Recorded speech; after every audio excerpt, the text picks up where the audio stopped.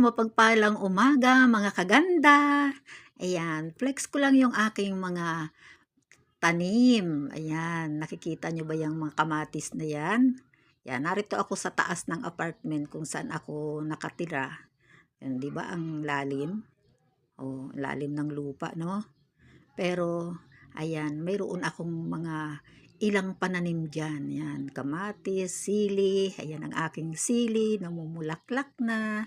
O, di ba? O, ayan, may bunga na. Kaya ako ay makakapaglagay na niyan sa aking pagkain ng hindi bibili o maraming bulaklak o ayan pa bunga. O, di ba? Kaya hindi hadlang na wala kang lupa para hindi ka makapagtanim.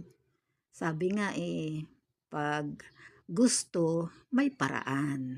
O, di ba?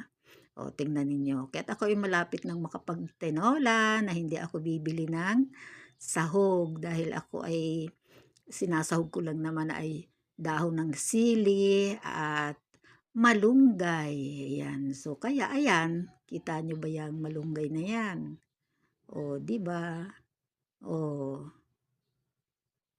o, ayan, o, ilang dahon na yan. Tamang-tama na yan, di ba?